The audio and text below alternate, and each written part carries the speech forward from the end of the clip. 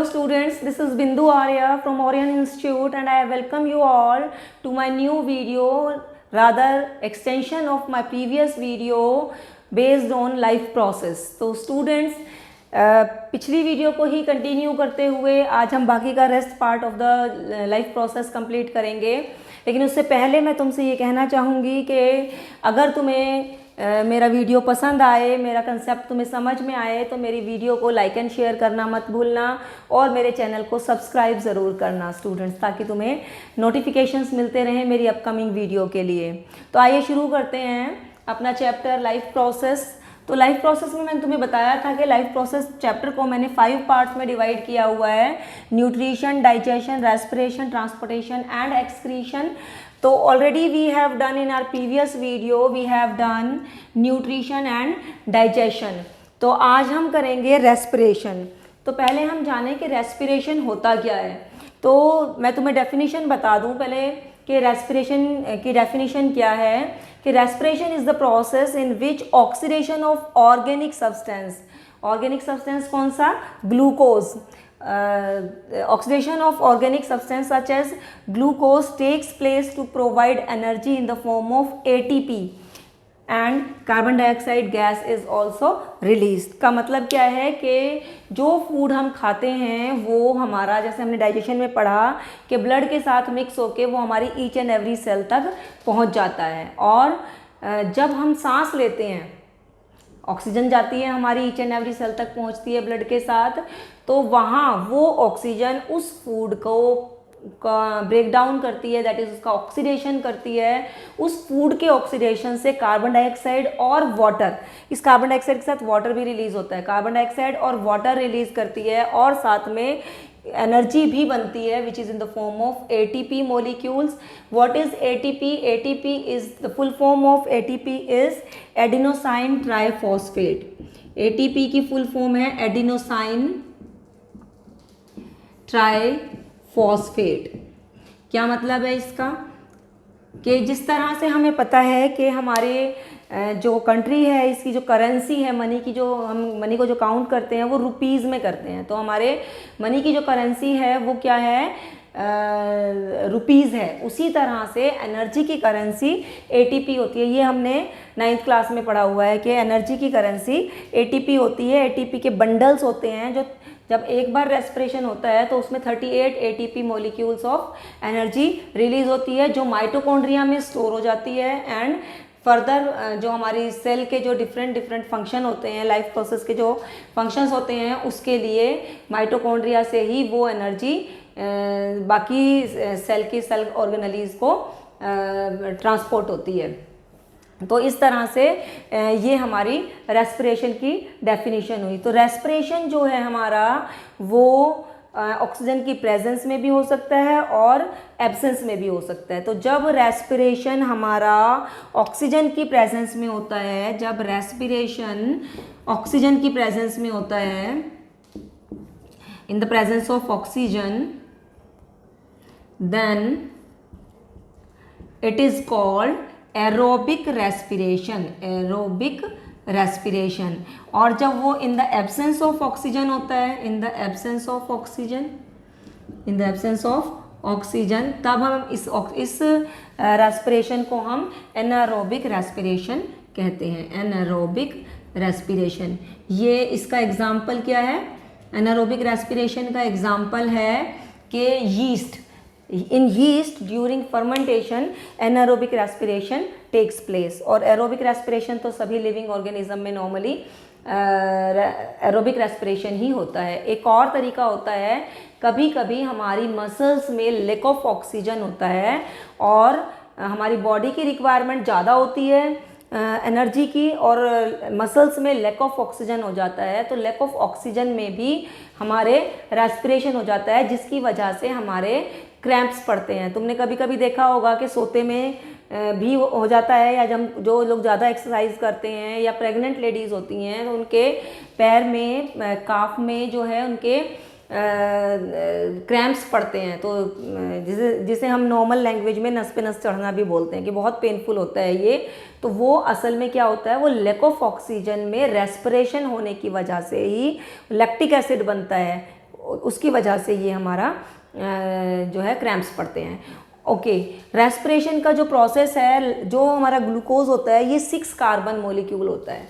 तो साइटोप्लाज्म में ये respiration takes place. First 6 carbon molecule glucose break down into pyruvate. What is pyruvate? Pyruvate is a 3 carbon molecule. तो उसके बाद वो 3 अलग अलग कंडीशन हो जाएंगी। एक तो इन the presence of oxygen, in the absence of oxygen and in the lake of oxygen. तो ये तीनों के लिए एक पाथवे है जो मैं अभी ड्रॉ करूँगी बोर्ड पे, and it is very important. तो चलते हैं हम वो ब्रेक डाउन ऑफ ग्लूकोज का जो डिफरेंट पाथवेज हैं वो हम देखेंगे। वो डायग्राम आप सबको अच्छे से याद करना है क्योंकि वो बहुत इंपॉर्टेंट है, नॉर्मली पेपर में पूछा जाता है। तो स्टूडेंट्स, जैसा कि मैंने तुम्हें बताया कि ग्लूकोज के ब्रेकडाउन के कई पाथवेज होते हैं, 3 पाथवेज होते हैं रादर। तो वो डिफरेंट पाथवेज क्या हैं वो हम पढ़ेंगे। मैंने तुम्हें बताया कि जो ग्लूकोज है वो साइटोप्लाज्म में पायरुवेट में कन्वर्ट हो जाता है, ब्रेक डाउन हो जाता है। तो what is glucose? Glucose is 6 carbon molecule and pyruvate is a 3 carbon molecule. इसमें साथ में एनर्जी भी रिलीज होती है। तो ये जो रिएक्शन होती है ये हमारी साइटोप्लाज्म में होती है। ये pyruvate in the absence of oxygen जब ब्रेक डाउन होता है तो क्या देता है? Ethanol plus carbon dioxide plus energy release होती है। और what is ethanol? Ethanol is 2 carbon molecule. ये आप सेकेंड टर्म में पढ़ेंगे कि इथेनॉल क्या होता है। वैसे इसका फॉर्मूला C2H5OH होता है, लेकिन ये डिटेल में हम कार्बन चैप्टर 4 जो कि तुम्हारा सेकेंड टर्म में आएगा उसमें पढ़ेंगे। तो इन द एब्सेंस ऑफ ऑक्सीजन जो कि एनारोबिक रेस्पिरेशन हो गया, तो इसमें इथेनॉल बनेगा, कार्बन डाइऑक्साइड और एनर्जी। इसी तरह से मैंने तुम्हें बताया कि अगर हमारी सेल्स में कभी, हमारी मसल्स में कभी लैक ऑफ ऑक्सीजन होती है और तब भी रेस्पिरेशन का प्रोसेस हो जाता है तो उसमें क्या बनता है? लैक्टिक एसिड बनता है और energy, some amount of energy release होती है। Lactic acid is a 3 carbon molecule. तो इसी लैक्टिक एसिड की वजह से हमें क्रैम्प्स पड़ते हैं, पेनफुल होता है ये प्रोसेस, उसमें हमें बहुत ज़्यादा पेन फील होता है। और इन द प्रेजेंस ऑफ ऑक्सीजन, ये कहाँ होता है? ये वाला रेस्पिरेशन एरोबिक रेस्पिरेशन हुआ, जब ऑक्सीजन की प्रेजेंस में रेस्पिरेशन हो रहा है तो ये एरोबिक रेस्पिरेशन हुआ। और ये कहाँ होता है? माइटोकॉन्ड्रिया में होता है। Carbon dioxide and water are release with large amount of energy is release in this process. तो इस तरह से ये डिफरेंट पाथवेज हैं ब्रेक डाउन ऑफ ग्लूकोज के, and this is really very important और ये बहुत फ्रिक्वेंटली आपके एग्ज़ाम में पूछा जाता है। तो हमने देखा कि नॉर्मली जो हमारा रेस्पिरेशन है that is related to oxygen की प्रेजेंस में नॉर्मली ये होता है। तो जो हमारे प्लांट्स होते हैं तो वो कैसे रेस्पिरेशन करते हैं? तो हमने देखा कि दिन के टाइम में प्लांट्स कार्बन डाइऑक्साइड एब्जॉर्ब करते हैं और ऑक्सीजन गैस रिलीज़ करते हैं और अपना फूड बनाते हैं फोटोसिंथेसिस के प्रोसेस से, और उसमें वो ग्लूकोज प्रोड्यूस करते हैं। दिन भर वो ग्लूकोज बनाते हैं, लेकिन रात को वो ऐसा नहीं करते हैं। रात को वो क्या करते हैं? फोटोसिंथेसिस तो होता नहीं है, लेकिन उनमें हमारी तरह से रेस्पिरेशन का प्रोसेस होता है। तो कार्बन डाइऑक्साइड गैस रिलीज़ नहीं होती है। रात के टाइम वो भी अपना रेस्पिरेशन का प्रोसेस करते हैं, ऑक्सीजन का इंटेक करते हैं और कार्बन डाइऑक्साइड का रिलीज़ करते हैं। इसी तरह से जो एनिमल्स होते हैं, एनिमल्स में 2 तरीके के एनिमल्स आ जाएंगे, एक तो टेरेस्ट्रियल एनिमल और एक एक्वेटिक एनिमल्स। तो टेरेस्ट्रियल एनिमल्स जो होते हैं वो अपना ऑक्सीजन एटमॉस्फेयर से लेते हैं और उसको रेस्पिरेशन के काम में लाते हैं, लेकिन जो एयर है उसमें ऑक्सीजन भी एबंडेंस में होती है तो उन्हें कोई प्रॉब्लम नहीं होती है। लेकिन जो एक्वेटिक एनिमल्स होते हैं उनको वाटर में डिज़ोल्व्ड ऑक्सीजन से ही वो अपना रेस्पिरेशन करते हैं। तो नॉर्मली जो amount of oxygen which is dissolved in water is less than that in the air. तो इसलिए जो रेस्पिरेशन होता है उसमें एक्वेटिक एनिमल्स और प्लांट्स में फास्टर होता है as compare to terrestrial animals and plants. तो इस तरह से डिफरेंट जो ऑर्गेनिजम्स होते हैं उनमें डिफरेंट बॉडी पार्ट्स होते हैं रेस्पिरेशन के लिए, जैसे ह्यूमन बीइंग में लंग्स होते हैं, इसी तरह से फ़िश में रेस्पिरेशन के लिए गिल्स होते हैं। तो फ़िश क्या करती है, मुंह से पानी लेती है, माउथ से वो वाटर इन लेती है, टेक इन करती है और उसको फोर्सफुली अपने गिल्स से बाहर निकालती है और इस प्रोसेस में जो ब्लड होता है वो वाटर में डिज़ोल्व ऑक्सीजन को एब्जॉर्ब कर लेता है और इस तरह से फ़िश में रेस्पिरेशन होता है। तो अब हम थोड़ा सा पढ़ेंगे जो हमारा ह्यूमन बीइंग का रेस्पिरेशन है उसके बारे में पढ़ेंगे। मैं डायग्राम बनाती हूँ तुम्हारे लिए और इसका पूरा प्रोसेस जानते हैं कि ह्यूमन बीइंग्स में रेस्पिरेशन कैसे होता है। तो स्टूडेंट्स अब हम देखेंगे respiration in human beings. Here is the diagram. हम ये देखेंगे ये नेज़ल पासेज है। नेज़ल पासेज में क्या होता है कि हमारे दो नोस्ट्रिल्स होते हैं। नोस्ट्रिल में फाइन हेयर होते हैं और म्यूकस होता है। तो what is the function of this fine hairs and mucus? Fine hair क्या करते हैं कि हवा को, जो भी एयर हम ब्रीद इन करते हैं उसको फिल्टर करते हैं। तो जो भी उसमें पॉल्यूटेंट्स होते हैं, बड़े बड़े पार्टिकल्स होते हैं, उसको पहले ये फिल्टर कर देते हैं और अगर उसके बाद भी कुछ फाइन पार्टिकल्स एयर के साथ हमारे अंदर चले जाते हैं तो जो म्यूकस की एक लाइनिंग होती है हमारे नोस्ट्रिल में, अंदर की जो एयर पासेज है वहाँ म्यूकस की एक लाइनिंग रहती है। तो म्यूकस की लाइनिंग होने से क्या होता है, वहाँ पर अगर फाइन पार्टिकल्स एयर के साथ चले जाते हैं तो वो म्यूकस में ही स्टिक कर जाते हैं और जो अंदर हमारी एयर जाती है लंग्स तक, हमारे ट्रैकिया से होते हुए लंग्स में जो एयर जाती है वो बिल्कुल प्योर क्लीन एयर जाती है ताकि हमारे लंग्स को कोई भी नुकसान ना पहुँचे। और हमारे पास पेयर ऑफ लंग्स है, तो जो लेफ्ट लंग होता है वो राइट लंग से थोड़ा छोटा होता है। रीज़न बीइंग के इस चेस्ट कैविटी में यहीं पर पास में हार्ट भी होता है लेफ्ट साइड में। तो हार्ट की वजह से जो लेफ्ट लंग है वो हमारा राइट लंग से थोड़ा सा छोटा होता है। और उसके बाद हम ये देखेंगे कि इसके बाद ये वाला एरिया, ये वाली पाइप को हम ट्रेकिया कहते हैं। विंड पाइप भी बोलते हैं, इसका नाम ट्रेकिया भी होता है। ट्रेकिया बोलते हैं। ट्रेकिया में हम यहाँ देखेंगे तो ये फेरिंग्स है। फेरिंग्स कॉमन पैसेज होता है, यहाँ से फूड और एयर दोनों पास हो सकती हैं। Then comes लैरिंग्स। लैरिंग्स हमारे वॉइस बॉक्स को कहते हैं, यहाँ से सिर्फ और सिर्फ एयर पास हो सकती है। देन कम्स कार्टिलेज रिंग या rings of cartilage. What is the function of rings of cartilage? कि जो ये कार्टिलेज रिंग्स होते हैं ये इस बात को इंश्योर करते हैं कि जो हमारा एयर पैसेज है, जो हमारी ट्रैकिया है, वो कोलैप्स ना कर जाए, तो ऐसे चिपक ना जाए। चिपक गई तो सांस ही नहीं जाएगी अंदर। तो इस तरह से जो रिंग्स ऑफ कार्टिलेज होते हैं वो हमारी ट्रैकिया को इंटैक्ट रखते हैं जिससे कि वो कोलैप्स ना हो। देन कम्स ये जो पोर्शन है इसको ब्रोंकाई बोलते हैं और आगे ये डिवाइड होती जाती है बारीक बारीक फाइन ट्यूब्स में जिन्हें हम ब्रोंक्यूल्स कहते हैं। और these bronchioles and up with the sake like structure, यानी थैले जैसी चीज़ में, जिसे हम एल्वुलाई कहते हैं। तो दे एंड अप विद एल्वुलाई। तो व्हाट इज़ एल्वुलाई? एल्वुलाई में जब हम ब्रीद इन करते हैं तो ब्रोंकाइस के बाद ब्रोंक्यूल से होते हुए वो ऑक्सीजन जो है हमारे एल्वुलाई, जो हमारे एल्वुलाई हैं, सेक्लाइक स्ट्रक्चर हैं, थैले जैसे हैं, उनके अंदर वो हवा भर जाती है और वो फूल जाते हैं।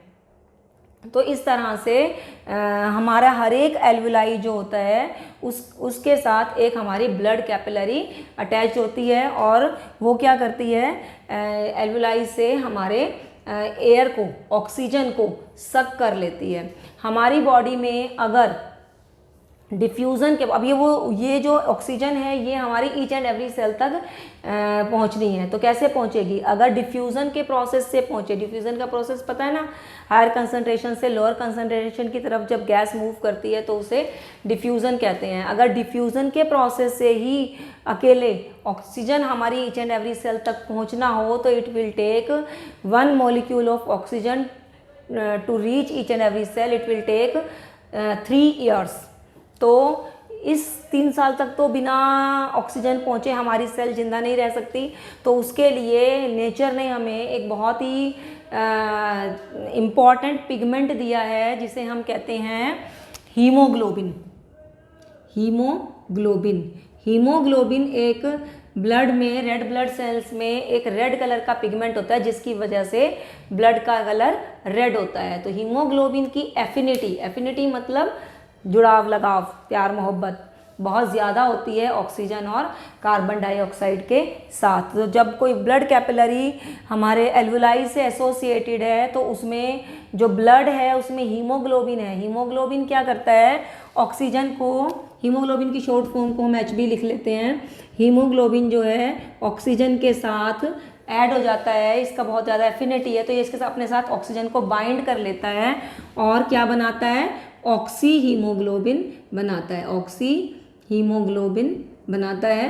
और ये ऑक्सी हीमोग्लोबिन हमारी ईच एंड एवरी सेल तक पहुंचता है जिससे कि हमारी ईच एंड एवरी सेल को गुड अमाउंट ऑफ ऑक्सीजन मिलती है। अगर सोचो कि अगर किसी में हीमोग्लोबिन की कमी हो, किसी के ब्लड में हीमोग्लोबिन की कमी हो, तो इस कंडीशन को हम एनीमिया कहते हैं। और जब हीमोग्लोबिन कम है का मतलब क्या है कि वो कम ऑक्सीजन अपने साथ बाइंड करेगा, तो लेस ऑक्सीजन हमारी सेल्स को मिलेगी, तो उस कंडीशन को हम एनीमिया बोलते हैं। और इसी तरह से जब सेल के पास ऑक्सीजन पहुंची तो तब सेल में डिफ्यूज़न का प्रोसेस होता है। हमारी सेल के अंदर कार्बन डाइऑक्साइड अंदर जाती है, डिफ्यूज़न के प्रोसेस, ऑक्सीजन अंदर जाती है सेल के अंदर डिफ्यूज़न के प्रोसेस से, और कार्बन डाइऑक्साइड बाहर आती है। तो जो हीमोग्लोबिन है उसकी एफिनिटी कार्बन डाइऑक्साइड के साथ भी बहुत अच्छी होती है और वो उसके साथ जुड़ के कार्बोक्सी हीमोग्लोबिन बनाता है, और इस तरह से हम उसे अपनी बॉडी से एक्सक्रीट कर देते हैं। सेम प्रोसेस से, ब्रीदिंग के प्रोसेस से। Breathing is the cycle of inhaling and exhaling. Normally लोग रेस्पिरेशन का मतलब इनहेलिंग और एक्सहेलिंग की जो साइकिल है ब्रीदिंग उसको ही समझते हैं, लेकिन respiration is something else and breathing is the part of respiration. Breathing की मदद से ही हमारे रेस्पिरेशन होता है।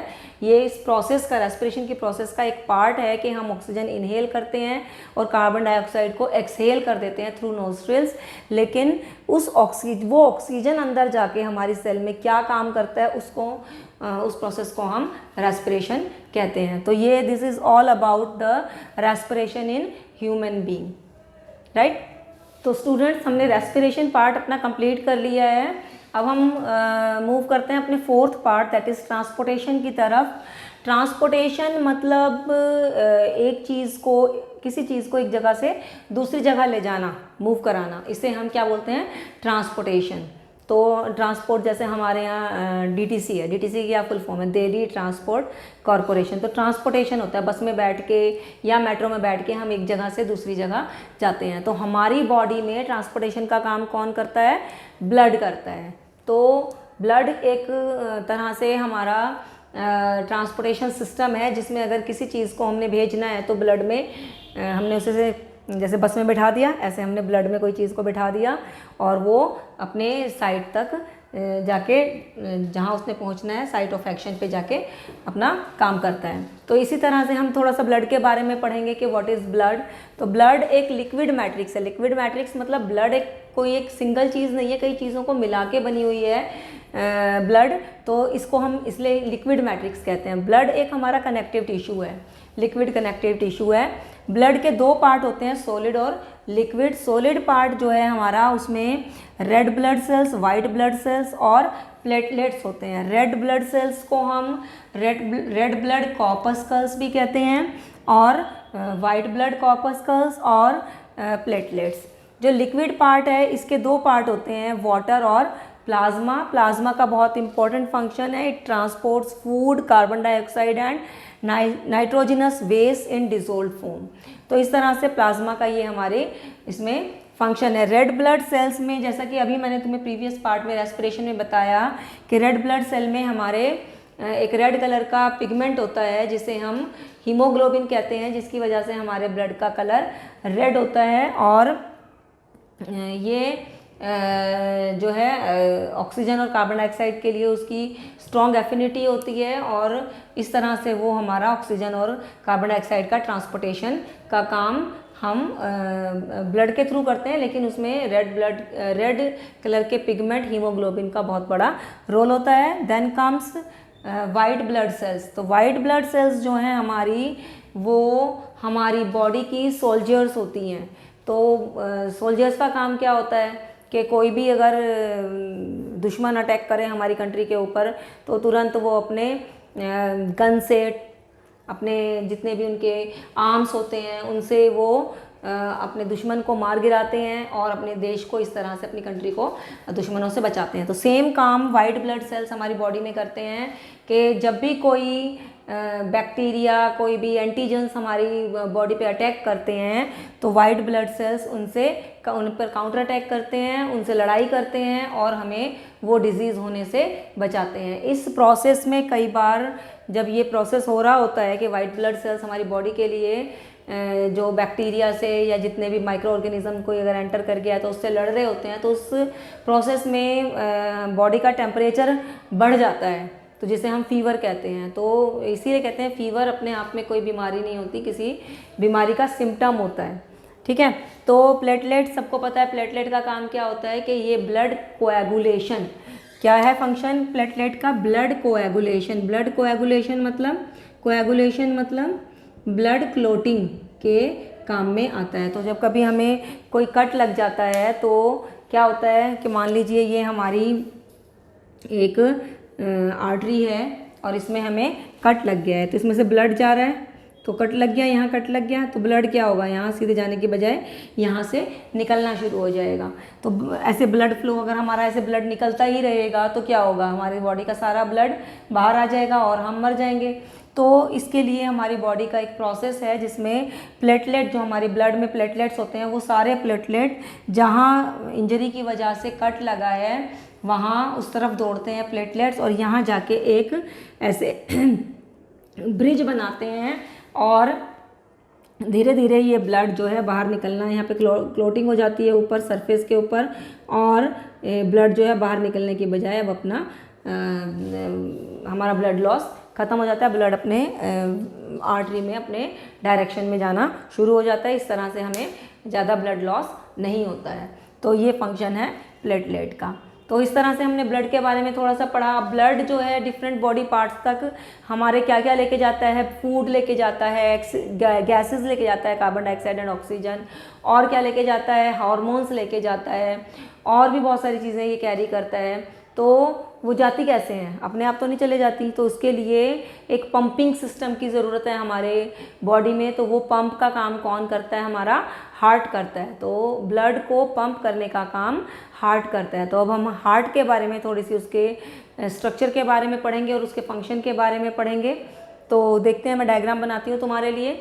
हालांकि डायग्राम में मैं बहुत अच्छी नहीं हूँ, बट काम चलाने के लिए ठीक है। तो स्टूडेंट्स, हार्ट को समझने से पहले हमें कुछ और चीज़ें समझनी होंगी कि ब्लड वेसल्स के बारे में समझना होगा। ब्लड वेसल्स हमारी 3 तरीके की होती हैं, आर्टरीज, वीन्स एंड कैपिलरीज। मैं जब तुम्हें हार्ट की फंक्शनिंग समझाऊंगी, मैं आर्टरीज और वीन्स बोलती रहूँगी, तुम्हें ये पता ही नहीं लगेगा कि what is the difference between arteries and veins. तो मैं तुम्हें पहले बता दूं कि what is the difference between arteries and veins. बहुत इंपॉर्टेंट है, ये क्वेश्चन पेपर में अक्सर आता है कि जो आर्टरीज होती हैं वो oxygenated blood from heart to different body parts तक कैरी करती हैं। They carry oxygenated blood from heart to different body parts. तो वो ब्लड वेसल्स जो ऑक्सीजनेटेड ब्लड कैरी करती हैं heart to different body parts, उन्हें हम आर्टरीज कहते हैं। और वो ब्लड वेसल्स जो डीऑक्सीजनेटेड ब्लड कैरी करती हैं from different body part to heart are called veins. तो जो हमारी ये मेन ब्लड्स होती हैं, मेन ब्लड वेसल्स होती हैं, लेकिन इनको हमारे जो इंटीरियर बॉडी पार्ट्स होते हैं उन तक जोड़ने के लिए छोटी छोटी वेरी फाइन ब्लड वेसल्स होती हैं जिन्हें हम कैपिलरीज कहते हैं। इसको आप ऐसे समझ सकते हो कि जो आर्टरीज हैं, मान लो वो हमारी मेट्रो हैं। तो मेट्रो तक जाने के लिए, मान लो मुझे मेट्रो से जाना है, तो मेरे घर के बाहर तो मेट्रो आएगी नहीं, तो मैं क्या करूँगी, पहले अपने घर से कोई रिक्शा लूँगी या मेट्रो फीडर लूँगी या अपनी स्कूटी से जाऊँगी, तो और जाके वहाँ पार्क करूँगी मेट्रो स्टेशन पे। तो इसी तरह से ब्लड जो हमारी कैपिलरीज हैं वो हमारे यही वाला काम करती हैं कि हमें मेट्रोज तक पहुंचाने का काम करती हैं। तो जो ये छोटी छोटी बहुत फाइन ब्लड वेसल्स होती हैं, ये हमारे डिफरेंट बॉडी पार्ट्स को हमारे मेट्रो यानी हमारी आर्टरीज से कंबाइन करती हैं, कनेक्ट करती हैं।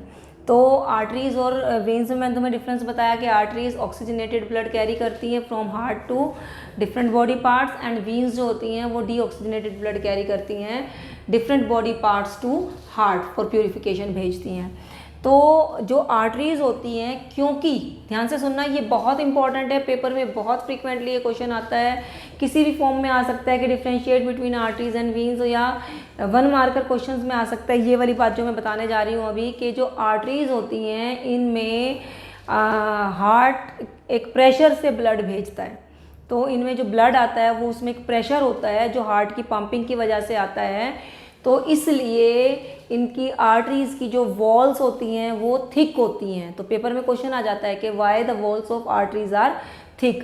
क्यों थिक होती हैं? क्योंकि इनमें आर्टरीज में ब्लड हार्ट से पंप होके एक प्रेशर से आता है, तो इसलिए इसकी आर्टरीज थिक होती हैं, वॉल्स थिक होती हैं। लेकिन वीन्स में जो ऐसा कोई प्रेशर नहीं होता, इसलिए इसकी वॉल्स थिन होती हैं, राइट। तो ये डिफरेंस हो गया कि आर्टरीज की वॉल्स थिक होती हैं और वीन्स की वॉल्स थिन होती हैं। और क्यों होती हैं ये भी मैंने तुम्हें बता दिया, क्योंकि आर्टरीज में ब्लड एक प्रेशर से आता है इसलिए उसकी वॉल्स थिक होती हैं, और वीन्स में ऐसा कोई प्रेशर होता नहीं है इसलिए इसकी वॉल्स थिन होती हैं। लेकिन वीन्स में वाल्व होते हैं, वॉल्व्स। तो किस लिए होते हैं कि इन वॉल्व्स का क्या फंक्शन होता है? वॉल्व्स का फंक्शन होता है कि ब्लड यूनिडायरेक्शनल रहे, मतलब वो बैकफ्लो ना रहे, एक ही डायरेक्शन में जाए। इसके लिए हमारे जो वीन्स होती हैं इसमें हमारे वॉल्व्स होते हैं। हमने ये देखा कि जो आर्टरीज होती हैं वो ब्लड से वो हार्ट से oxygenated blood different body part तक ले जाती हैं। तो जो हमारी डीऑक्सीजनेटेड ब्लड है वो लंग्स में जा रहा है प्यूरिफिकेशन के लिए। तो जा तो वो हार्ट से रहा है डिफरेंट बॉडी पार्ट तक, लेकिन है वो कैसा? डीऑक्सीजनेटेड ब्लड है। तो ऐसी ब्लड वेसल्स को जो डीऑक्सीजनेटेड ब्लड को लंग्स में प्यूरिफिकेशन के लिए ले जा रही हैं, उनको हम पल्मोनरी आर्टरीज कहेंगे। Pulmonary arteries and pulmonary veins. Pulmonary arteries क्या करती हैं? Pulmonary arteries carry deoxygenated blood from heart.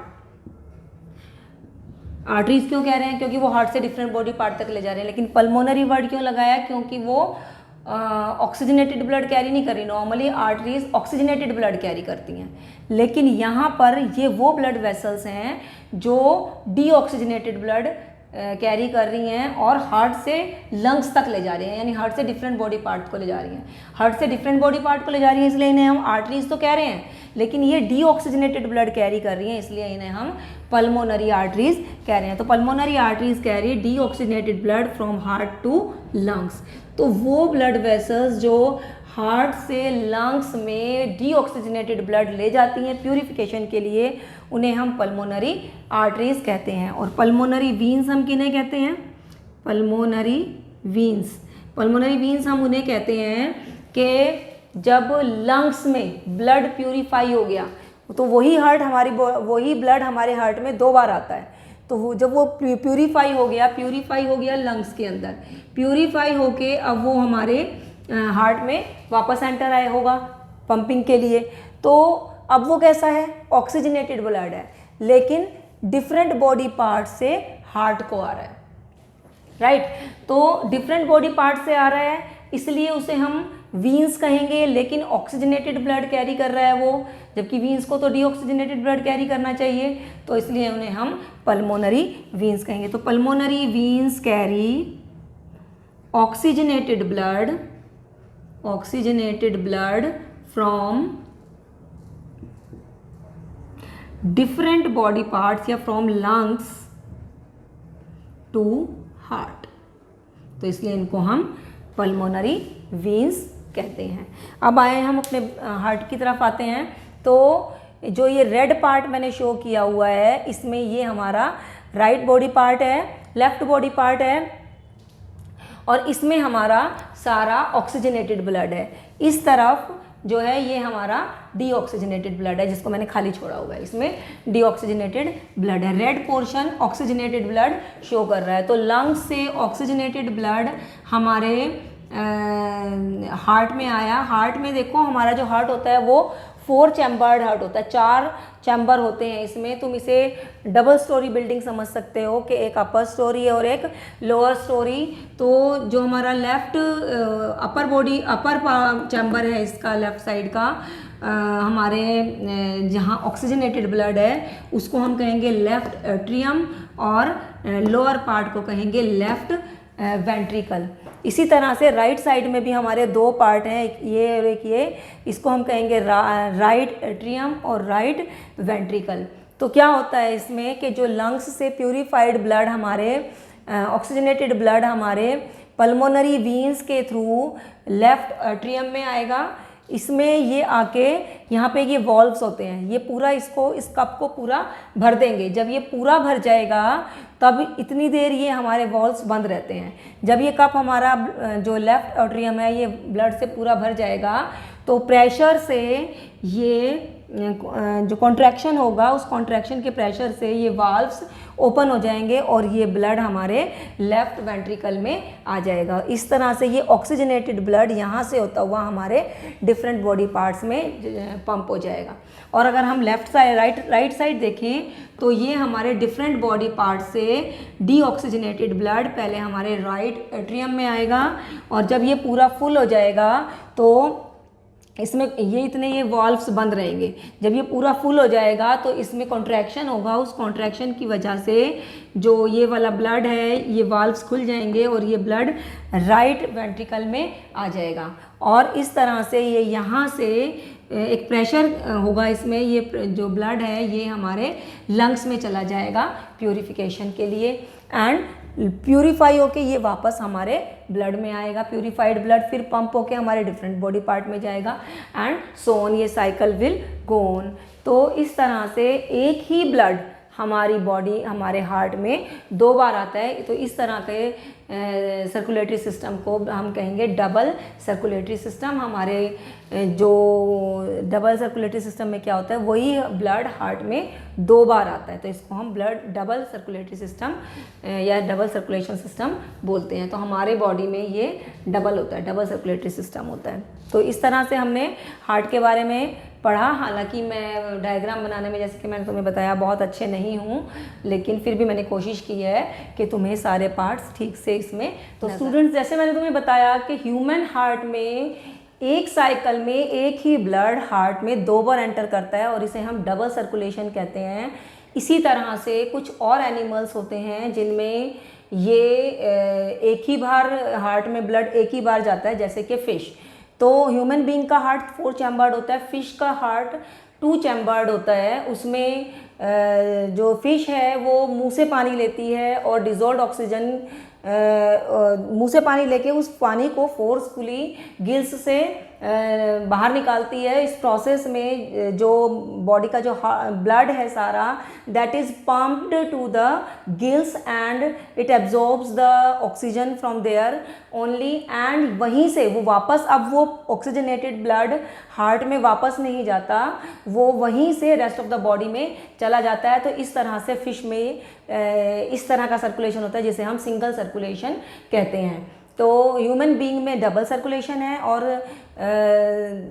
Fish में ये सिंगल सर्कुलेशन होता है। दूसरी बात ये कि ज़्यादा वो एनिमल्स जिनकी एनर्जी नीड्स ज़्यादा होती हैं, जैसे कि बर्ड्स एंड मैमल्स, तो उनमें राइट साइड और लेफ़्ट साइड और राइट साइड का जो ब्लड है उसको एक दूसरे से सेपरेट रखना बहुत ज़रूरी है। यानी ऑक्सीजनेटेड ब्लड को डीऑक्सीजनेटेड ब्लड से सेपरेट रखना बहुत ज़रूरी है, क्योंकि इंटरमिक्सिंग जो है that is not allowed.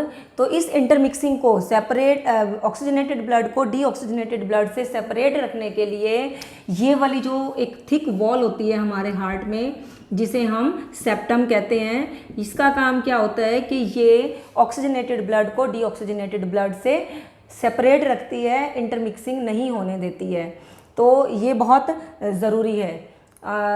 Four chambered heart के लिए जो वो वार्म ब्लडेड एनिमल्स कौन से होते हैं, वार्म ब्लडेड एनिमल्स जिनके फोर चैम्बर्ड हार्ट होते हैं। और थ्री चैम्बर्ड हार्ट में जैसे कि कुछ एम्फीबियंस और पर्टिकुलरली एम्फीबियंस और रेप्टाइल्स में ये इंटरमिक्सिंग कुछ हद तक अलाउड होती है, टॉलरेबल होती है, तो उनका थ्री चैम्बर्ड हार्ट होता है, तो उसमें थोड़ी सी इंटरमिक्सिंग अलाउड होती है। और फिश का जैसे मैंने तुम्हें बताया उनका टू चैम्बर्ड हार्ट होता है और उसमें सिंगल सर्कुलेशन होता है, ब्लड एक साइकिल में एक ही बार हार्ट में जाता है, दोबारा नहीं जाता है। और ह्यूमन बीइंग में फोर चैम्बर्ड हार्ट होता है। Human being is warm blooded animal और उसमें एक साइकिल में ब्लड दो बार हार्ट में जाता है, तो इससे इस तरह के सर्कुलेशन को हम डबल सर्कुलेशन कहते हैं।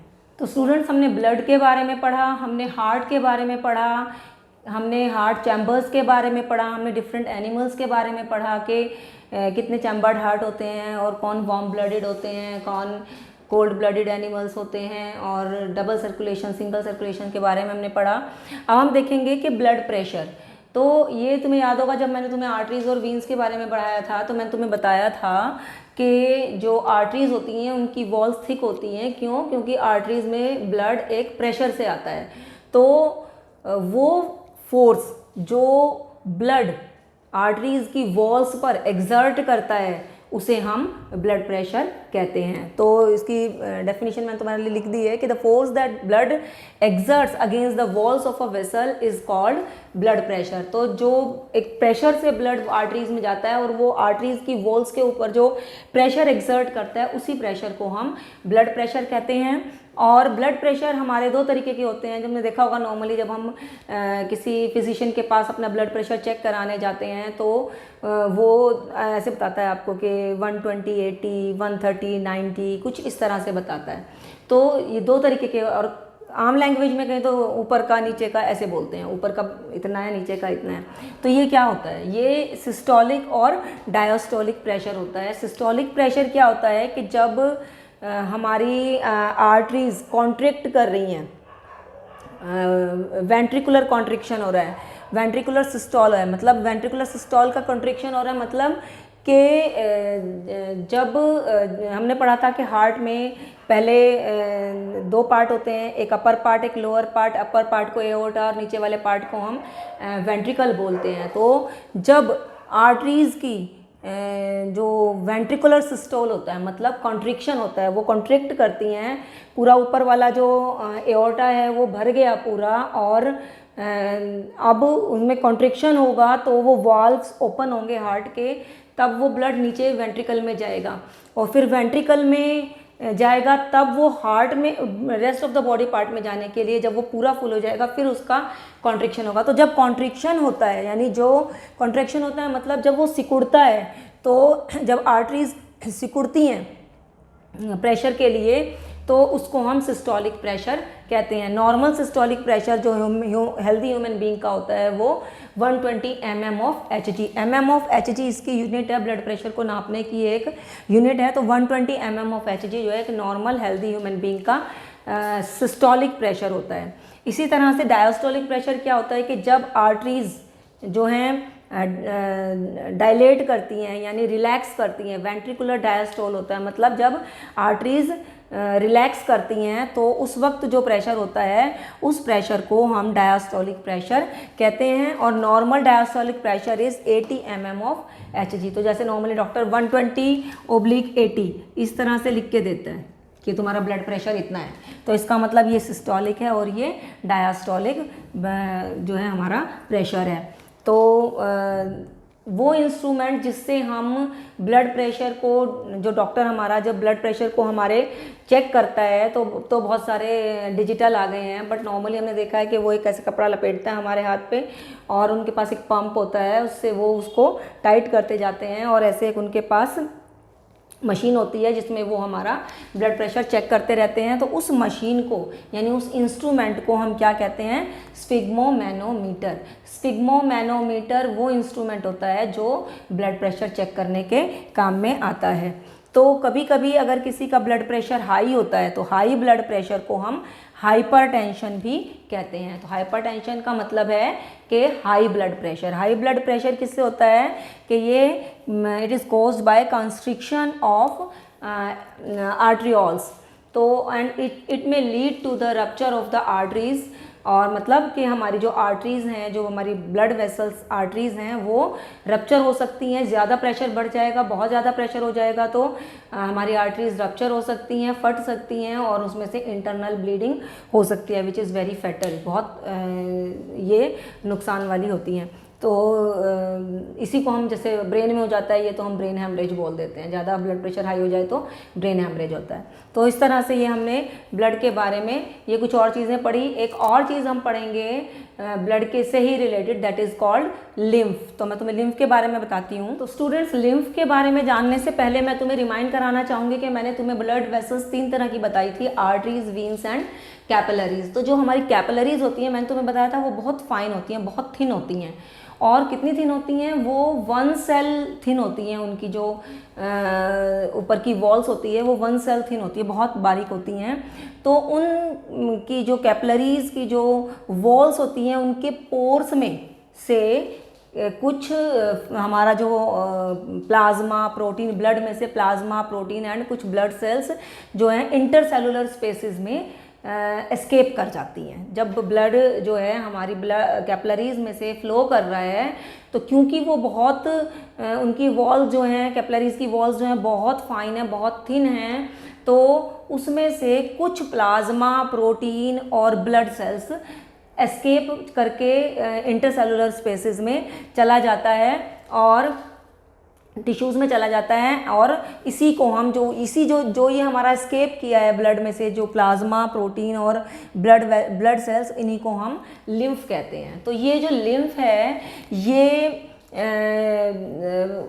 यहाँ से इंटरसेलुलर स्पेसेस में से ये ड्रेन करता है जाके लिम्फ कैपिलरीज में। यहाँ से जो ये इंटरसेलुलर स्पेसेस में जो ये लिम्फ एस्केप कर गया है, ये एस्केप्ड लिम्फ, ये लिम्फ कैपिलरीज में जाता है। लिम्फ कैपिलरीज जो हैं वो जाके कनेक्ट होती हैं लिम्फ वेसल्स से, और लिम्फ वेसल्स जो होती हैं वो ओपन होती हैं जाके हमारी जो मेन वीन्स होती हैं उनमें जाके ओपन होती हैं। इस तरह से हमारा ये ब्लड वापस हमारी मेन ब्लड वेसल्स में जाके मिक्स हो जाता है। तो लिम्फ क्या करता है, क्या what is the function of lymph? Lymph carries digested and absorbed fat from intestine. एक फंक्शन तो इसका ये है कि ये इंटेस्टाइन से डाइजेस्टेड फूड और एब्जॉर्ब्ड फैट को कैरी करता है। और दूसरा क्या करता है ये कि ये अभी जो मैंने बताया कि ये जो फ्लूइड है, जो फ्लूइड एस्केप कर जाता है, इसको वापस ये हमारी मेन ब्लड स्ट्रीम में वापस मिक्स करता है। तो this is the function of lymph. तो इस तरह से हमने लिम्फ के बारे में पढ़ा। कई बार इसके ऊपर भी क्वेश्चन आ जाता है पेपर में। तो now we will study, will move towards our next topic which is in transportation only, that is transportation in plants. तो स्टूडेंट्स, ट्रांसपोर्टेशन इन प्लांट्स में हम पढ़ेंगे, ये हमने 9th क्लास में भी पढ़ा हुआ है कि प्लांट्स में ट्रांसपोर्टेशन वास्कुलर बंडल्स के थ्रू होता है। वास्कुलर बंडल्स क्या होते हैं? जाइलम और फ्लोएम को हम वास्कुलर बंडल्स कहते हैं। इसमें से हमने पढ़ा हुआ है कि जो जाइलम होता है, 9th क्लास में भी पढ़ा हुआ है कि ये क्या करता है, ये conduction of water and minerals vertically transport करता है। तो जाइलम का काम क्या है कि transports water and minerals from soil to the other part of the plant vertically upward, right. एक डायरेक्शन में नीचे से ऊपर की तरफ ये वाटर का ट्रांसपोर्ट करता है वर्टिकली अपवर्ड। तो किस प्रोसेस से करता है? उस प्रोसेस को हम कहते हैं ट्रांसपिरेशन। तो ट्रांसपिरेशन क्या होता है कि जो प्लांट की जो रूट्स हैं वो सॉइल के कांटेक्ट में रहती हैं। मैं छोटा सा एक तुम्हें डायग्राम बना के दिखाती हूँ कि मान लीजिए ये हमारा एक प्लांट है और ये इसकी रूट्स हैं और ये इसका एरियल पार्ट है।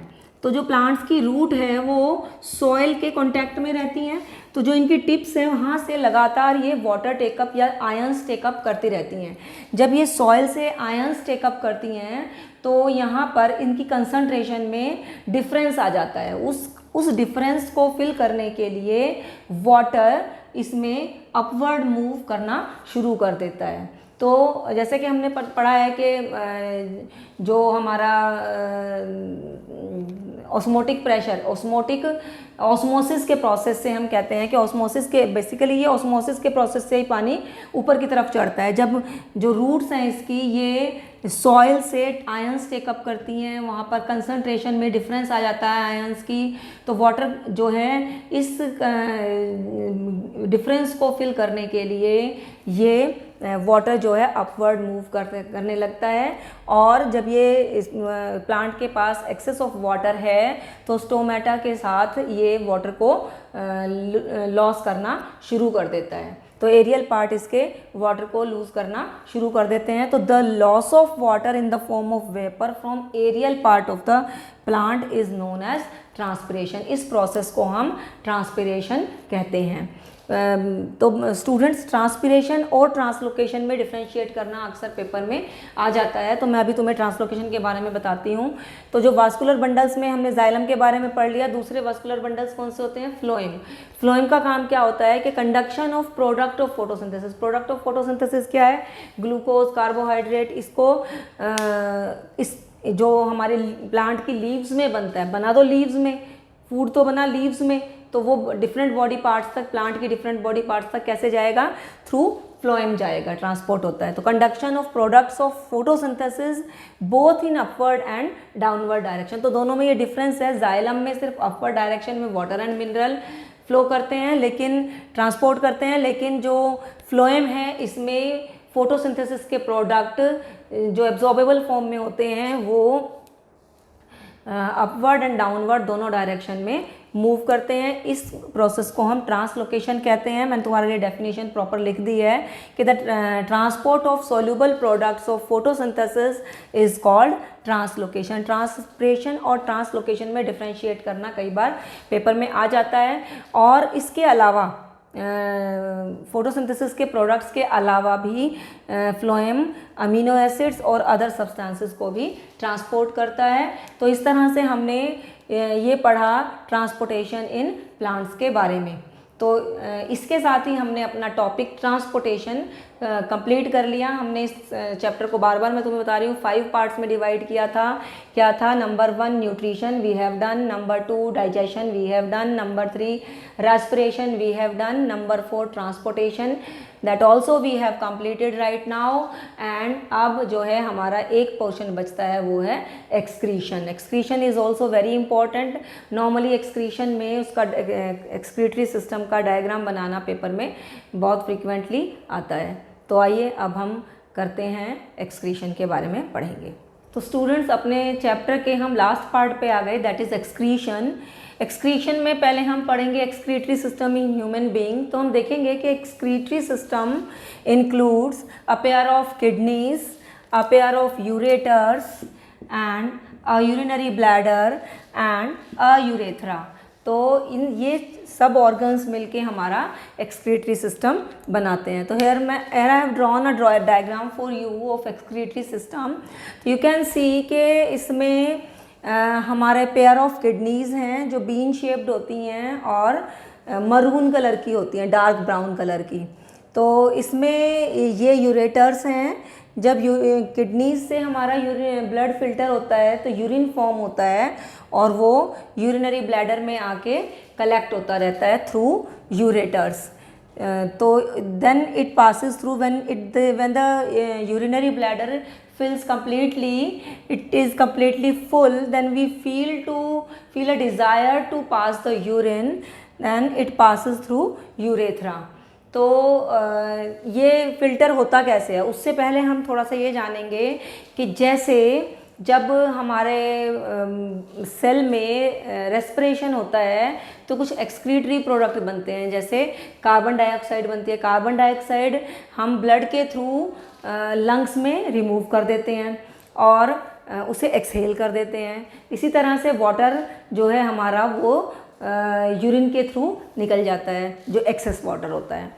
कुछ हमारा स्वेटिंग में भी जो है वाटर लॉस होता है। दूसरे जो हमारी बॉडी में नाइट्रोजिनस वेस्ट बनते हैं लाइक यूरिया या यूरिक एसिड, तो वो हमारी बॉडी से कैसे रिमूव होते हैं?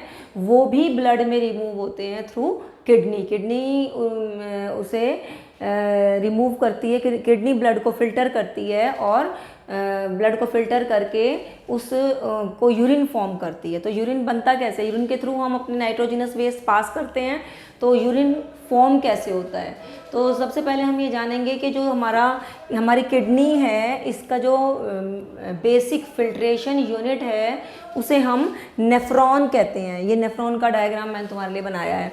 तो एक किडनी में large amount of nephrons present होते हैं जो फिल्ट्रेशन का काम करते रहते हैं। तो आइए हम देखें डायग्राम नेफ्रॉन का। तो नेफ्रॉन में क्या होता है कि तुम्हारी बुक में जो डायग्राम दिया हुआ है वो क्वाइट डिफ़िकल्ट है, तो बनाना बच्चों को बहुत मुश्किल लगता है। तुम ये वाला डायग्राम अपनी नोटबुक में कॉपी कर सकते हो और इसे यूज़ कर सकते हो। ये बनाना बहुत सिंपल है, मैंने स्पेशली तुम्हारे लिए ये डायग्राम इसीलिए बनाया है। तो इस डायग्राम में हम देखेंगे कि ये बोमन कैप्सूल है। ये जो ये पूरी एक ट्यूब है, जो हमारी नेफ्रॉन एक ट्यूब्यूलर होता है। जो नेफ्रॉन जो ट्यूब्स होती है, इसका जो बिगिनिंग पार्ट होता है वो उसे हम नेफ्रॉन कहते हैं। तो उसे हम बोमन कैप्सूल्स कहते हैं। बोमन्स कैप्सूल का क्या फंक्शन है कि इट कलेक्ट्स द फिल्ट्रेट। तो function of Bowman capsule is that it performs the first step in the filtration of blood to form unit. First step यहीं पे होता है, सबसे पहले ये फिल्ट्रेट को कलेक्ट करता है। तो इसमें एरो से मैंने डायरेक्शन शो की हुई है कि कैसे फिल्ट्रेट मूव करता है, और जब फिल्ट्रेट हमारा ट्यूब्यूलर पार्ट में पहुंचता है तो वहाँ पर जाके उसमें से कुछ चीज़ें जैसे amino acids, glucose and most part of water जो है रीएब्जॉर्ब हो जाता है। तो रीएब्जॉर्ब होता है तो ये किस बात पे डिपेंड करता है कि कितना वाटर रीएब्जॉर्ब होगा। ये इस बात पे डिपेंड करता है कि बॉडी में कितना वाटर है और उसमें कितना नाइट्रोजनस वेस्ट मिक्स है। तो जिस दिन तुमने देखा होगा हम ज़्यादा वाटर ले लेते हैं, हमारी बॉडी में ज़्यादा वाटर आता है तो हम ज़्यादा बार यूरिन पास करते हैं। तो इसी तरह से जो हमारा इनिशियल फिल्ट्रेट होता है, हमारी बॉडी का जो इनिशियल फिल्ट्रेट होता है कितना होता है, ये इंपॉर्टेंट क्वेश्चन है, कई बार पेपर में आ जाता है। जो हमारा इनिशियल फिल्ट्रेट होता है बॉडी का, एक हेल्दी बॉडी का, वो होता है 180 लीटर पर डे। तो per day 180 litre initial filtrate बनता है। पर क्या हम 180 लीटर यूरिन पर डे पास करते हैं? नहीं, हम क्या करते हैं 1 लीटर और 2 लीटर यूरिन ही पास करते हैं। तो क्यों ऐसा क्यों होता है? क्योंकि most part of the initial filtrate reabsorb होता रहता है, तो इसलिए यूरिन जो हम पास करते हैं वो 1 लीटर या 2 लीटर आता है। ये काफ़ी इंपॉर्टेंट क्वेश्चन है, कई बारी क्वेश्चन ये पेपर में आ जाता है। तो जब इस तरह से यूरिन फॉर्म होता है यहाँ पर और ये कलेक्टिंग डक्ट में इकट्ठा होता रहता है, देन उसके कलेक्टिंग डक्ट के थ्रू ये यूरेटर्स से होके, जब यहाँ पे किडनी में ये फंक्शन परफॉर्म हुआ, नेफ्रॉन्स ने ये फंक्शन परफॉर्म किया और ये यूरेटर्स के थ्रू हमारे यूरिनरी ब्लैडर में कलेक्ट होता रहता है। यूरिनरी ब्लैडर एक मस्कुलर ऑर्गन होता है, तो इसकी capacity depends upon the person के, वो उसको कई बार प्रॉब्लम होती है, आप यूरिन पास करने नहीं जा सकते हैं, तो इसकी कैपेसिटी हम बढ़ा लेते हैं, हम यूरिन को होल्ड भी कर सकते हैं कुछ देर। क्यों? क्योंकि एक मस्कुलर ऑर्गन होता है। Then when we have desire to pass the urine, तो it goes through the urethra। तो इस तरह से हमारा एक्सक्रीटरी सिस्टम कंप्लीट होता है ह्यूमन बीइंग का।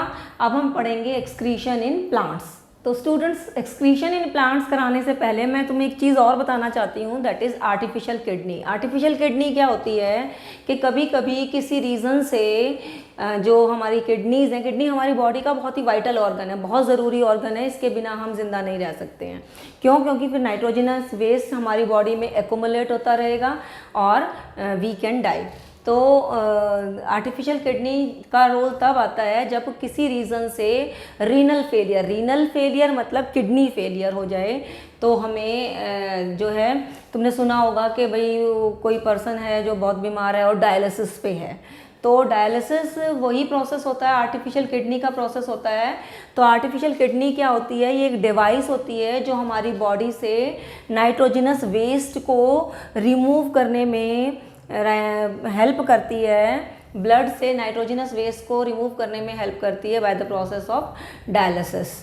तो डायलिसिस में क्या होता है, जैसे हमारी बॉडी में ट्यूब्यूलर नेफ्रॉन्स होते हैं और उसमें जो हमारा फिल्ट्रेट होता है वो रिपीटेडली रीअब्जॉर्ब होता रहता है।